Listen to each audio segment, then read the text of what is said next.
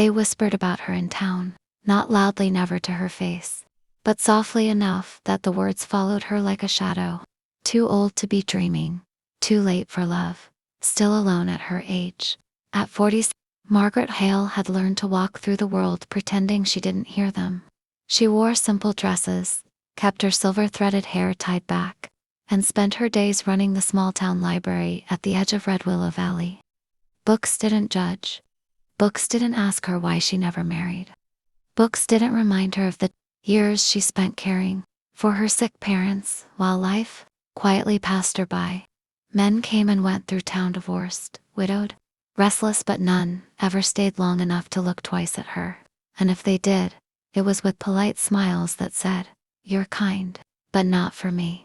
Margaret told herself she was fine, until the day the broken rancher walked into her life. Ethan Cole lived 10 miles outside town on a ranch that looked as tired as the man who owned it. Once, people said he'd had everything: cattle, a young wife, laughter in his home. Then came the fire, then the accident, then the silence. His wife was gone. His right leg never healed properly, and whatever hope he once carried seemed buried beneath dust and regret. The townsfolk called him distant. Some called him cold. Margaret met him for the first time when his horse collapsed near the library during a heat wave. Without hesitation, she helped him, brought water, called for help. Their eyes met hers, gentle, his guarded. "Thank you," he said, voice rough like unused gravel. She smiled. "You're welcome."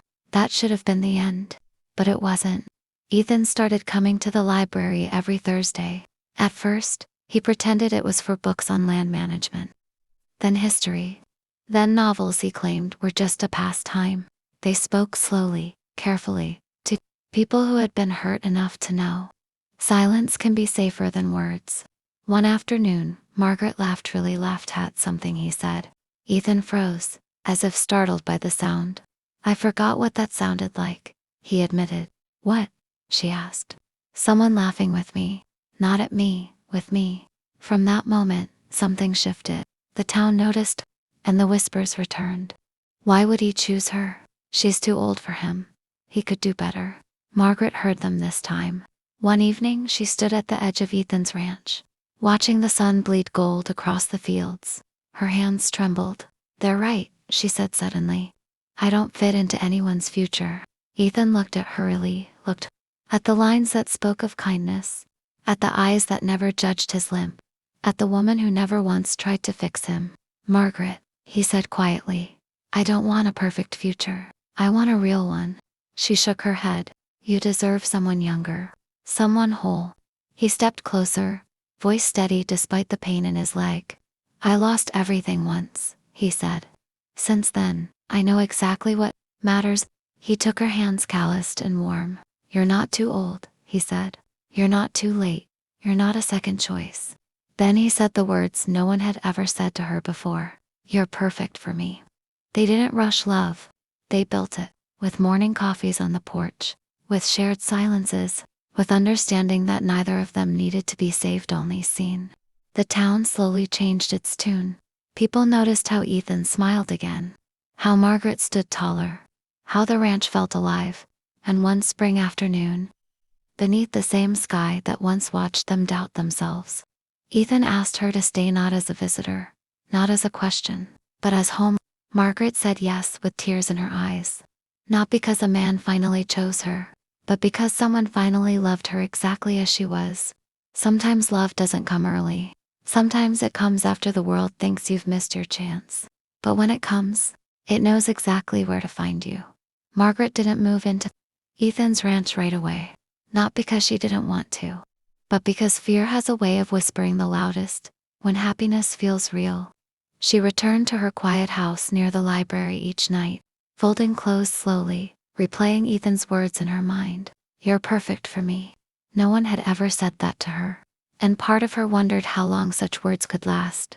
Ethan, meanwhile, began fixing things around the ranch again, not because they were broken, but because he was learning how to hope. He repaired the old fence along the west pasture, painted the barn door red, like it once was. He even planted wildflowers near the porch, remembering how Margaret once said, Every place needs softness to survive. For the first time in years, the ranch didn't feel like a grave. It felt like a beginning. But small towns don't let happiness pass quietly. One afternoon, Margaret overheard two women at the market. "She's tying him down," one whispered. "He'll regret it. Men like him always do." That night, Margaret stood alone in her kitchen, staring at her reflection. The lines on her face. The years she couldn't give back. The doubt she never fully silenced. She didn't go to the ranch that evening. Ethan noticed immediately. He waited on the porch until the sun dipped low. Then until the stars came out. Then until the night grew cold. She didn't come. Old memories crept in, the kind that never knock. People always leave.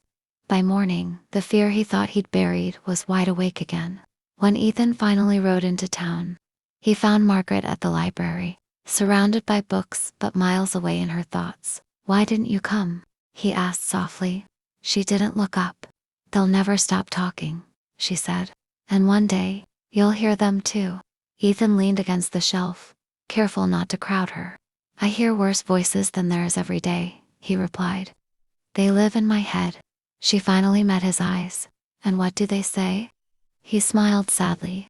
"That I'm broken, that I can't be loved." Margaret's breath caught. For a long moment, neither spoke. Then she whispered, "What if we're both right?" Ethan shook his head gently. "Then we choose each other anyway." Those words settled between them, not loud, not dramatic, but unshakable. That evening, Margaret walked back onto the ranch. This time, she didn't stand at the edge. She stepped inside. They cooked dinner together, burned the bread, laughed about it. They talked about small things, about fears, about how love at this age wasn't about promises, it was about presence. No rushing, no pretending, just two people deciding not to walk away. But outside the ranch, something was already shifting. A letter had arrived in Ethan's mailbox that morning, stamped with a past he never spoke about, and its contents would test everything they were trying to build. The letter sat unopened on the kitchen table all night. Ethan stared at it while Margaret slept in the guest room, her quiet breathing drifting down the hallway like a fragile piece he was afraid to disturb. The return address made his chest tighten. Denver General Hospital. By morning, his hands were shaking when he finally opened it. The words blurred together at first. "Regarding the incident, liability review reopened.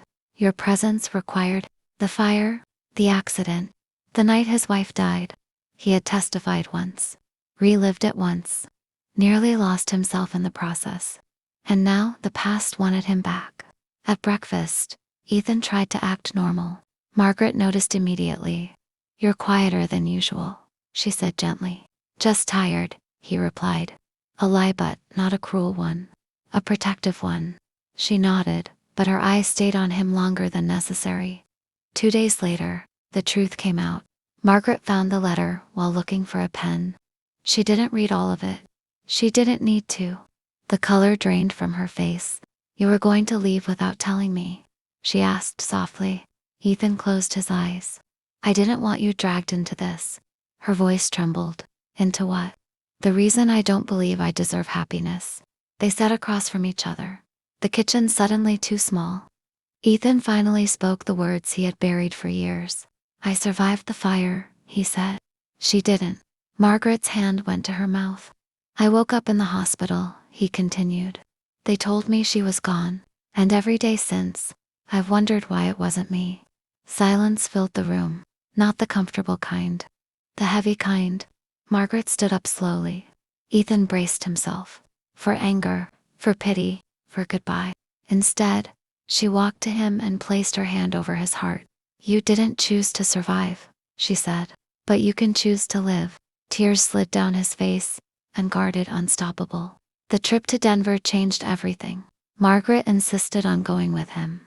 In the sterile hospital hallway, Ethan testified again, answered questions again, reopened wounds again. When it was over, he sat in the corridor, hollowed out. Margaret sat beside him. She didn't speak. She just stayed. But the real test came that night. Ethan finally said the words he'd been afraid of. "I can't ask you to carry this," he said. You deserve peace. Margaret looked at him steady. Sure. I didn't wait my whole life for something easy, she replied. I waited for something true. Then she said the words that shattered his last wall. I choose you. Even now. When they returned to Red Willow Valley, the ranch felt different. Not healed, not perfect, but honest. Ethan asked her to move in not as an escape, not as a promise of forever, but as a shared courage. Margaret said yes. Yet fate wasn't finished. On the morning she began packing her house, Margaret collapsed in the library, and as Ethan raced to the hospital, fear took a new shape. This time, if you loved this story, please like the video, subscribe to the channel, and share it.